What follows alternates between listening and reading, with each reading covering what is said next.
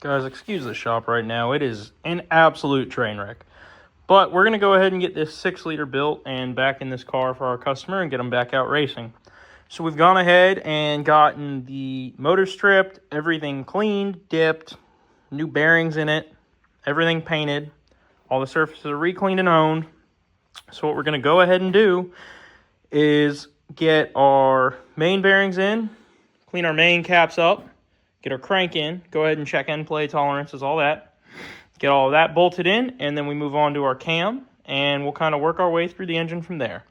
So please feel free to stick along, and thank you very much. Now, as you can see, we've got our crank set in here. It spins nice and smooth without the caps on. We're going to get the caps cleaned, new bearings rolled in there. Greased, well, oiled and dropped in. I did want to touch on a couple of things.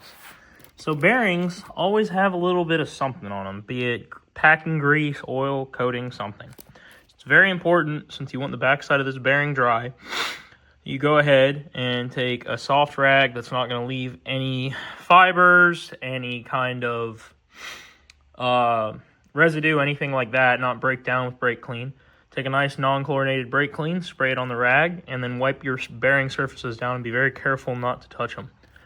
After you get them in, you can wipe down the front side and go ahead and oil it and then install everything.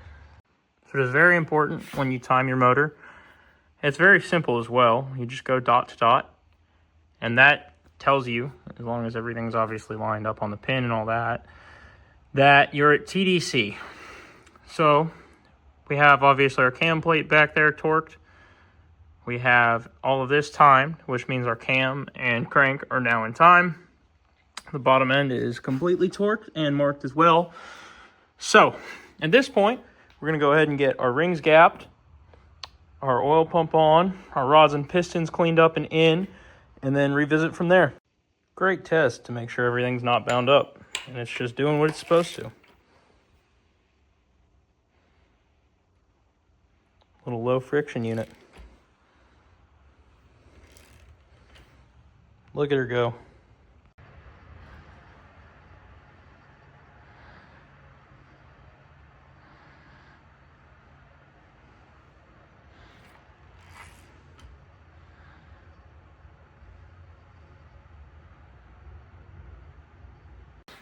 Alright guys, so we've reached the stage of ring gapping. So we're going to go ahead, oil rings have been oiled and indexed and put on. So what we're doing is going ahead and taking our piston, pushing our rings down to the depth they need to be at in, reference to the deck, and gapping them. So right now, as you can see, it's not a little too tight, So we go ahead and we gap it. It's nice and snug, no wiggle wobble, and we're at the depth we want with the gap we want. So this piston ring is good to go.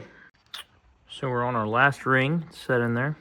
We've got our 30 thou and our 32. 30 thou goes in there, there's no gap. It's nice and snug, it'll hang itself if you hold it there.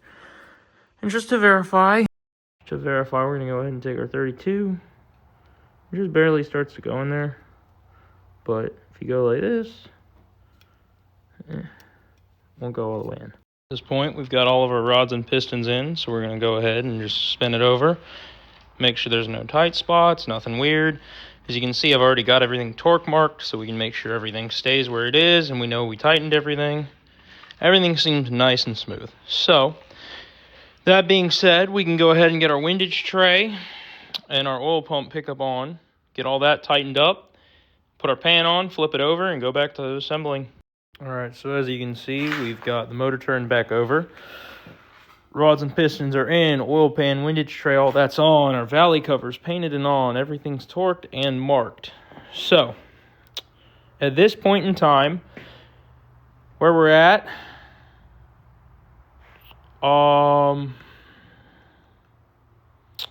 we got to get some assembly lube down in our lifters.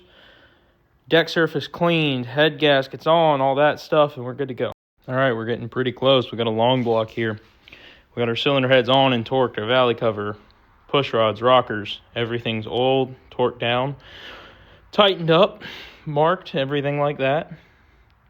So at this point, we're going to go ahead and get our valve cover gaskets in, valve cover on this side, repeat process on the other side, and then at that point, just get everything taped up. As soon as our timing cover gasket comes in, we'll go ahead and get that slapped on, and then she's good to go.